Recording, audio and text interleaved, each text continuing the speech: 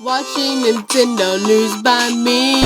Okay, first thing, I'm so sorry you had to hear part of that old intro on my channel. Secondly, this is just to reference what this video is actually about. It's a Super Mario 3D World review that I did back in 2013. I was a weirdo little kid that thought it'd be a fun idea to talk about a game and overhype it to make it better than it actually was. What you're about to listen to is my 16-year-old self fanboying over Super Mario 3D World. It was a dumb thing to do, and I was 16 and I looked 10 and sounded 4. I'm so sorry. Here we go. What's up, guys? Nintendo news by me. Oh my gosh, my voice.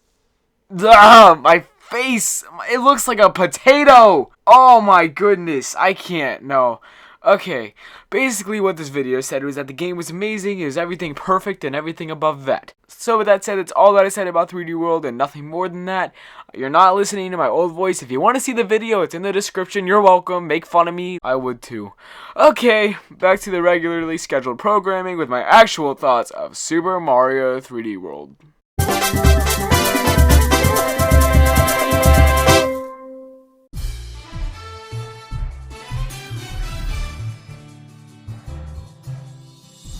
Before we get started, I made a video about this a couple years ago, and since then my opinion of the game has changed drastically, so consider that a little warning for you.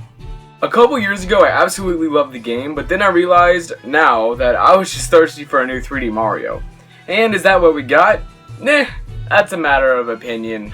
The game starts out a little more interesting than usual with Mario, Luigi, Toad, and Princess Peach herself walking through the Mushroom Kingdom. In the distance, a pipe is in need of fixing, and after being repaired, a frightened little fairy pops out of nowhere from within. But then, out of nowhere, yeah, I bet you saw that coming too. And as usual, Bowser takes somebody and it's up to you to go save them, but this time in the Sprixie Kingdom. While there's nothing wrong with such a plot for a Mario game, it is rare to see somebody other than Peach being captured. So good on you, Nintendo, this is somewhat different. What else makes this game unique though? I mean, sure, the Super Bell, the Lucky Bell, there is that thing with the... or how about... you know what, that's basically it. At least to me, this entire game seems to run itself together. There are a ton of fun levels, and they all look absolutely stunning, so I will give it that. I mean, just look at this. The game is actually really pretty. The environments are detailed, the enemies are all super crisp looking, and you can see a personality within each of them. There's more charm within the enemies than with other Mario games, at least if you ask me. That isn't a bad thing at all. In fact, it's a great thing to see. The levels themselves are fun too. While most are pretty straightforward, they each hide green stars to collect that unlock future levels and other things of that nature. The mechanics used are very fun for what they are. One of my personal favorite levels in Super Mario 3D World is World 4-3, Beat Block Skyway. In this level, you make your way to the flagpole using platforms that appear and disappear on a beat, which is honestly a really cool idea. I wish more worlds had gimmicks like this. And with the insanely catchy music, that just adds to it. I mean, really.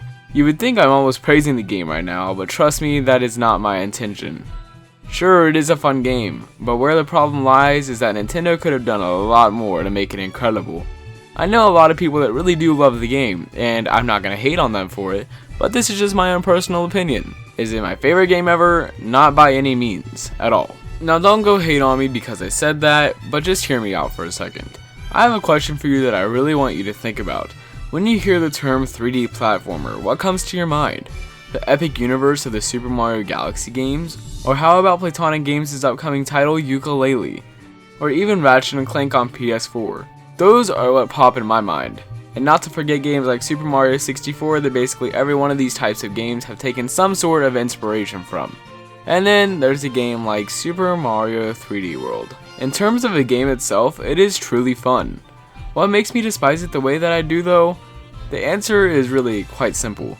Nintendo could have gone much further with this game. They really could have. At the time around E3 2013, we were promised a new 3D Mario adventure would be shown.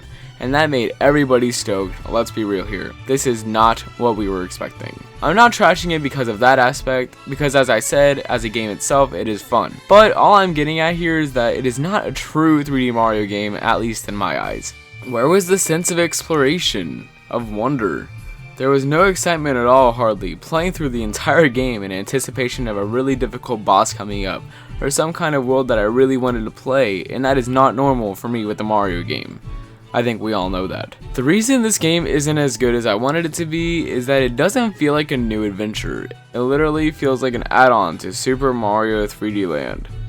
In a sense, that's exactly what it is. But thinking about it, I would much rather play 3D Land on 3DS than 3D World. It's an odd decision, sure, but I've just had more fun with the 3DS game than its Wii U successor.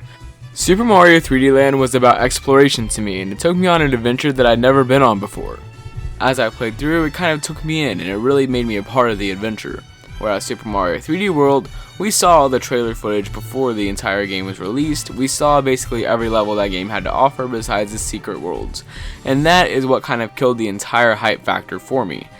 Now, I'm not saying that's all a game is good based on, is hype, but let's be real, it's a Mario game. I would normally be very excited, and I was, but now I don't even know why I was, because this is a game that is basically just like its predecessor, and I did not like that. So with that said, it's like 3D World was just a new Super Mario Bros. Game, stretched out to look three-dimensional. You may disagree or agree, but that is just my opinion. I have had more fun with the Captain Toad levels than anything else in 3D World, and that's really saying something.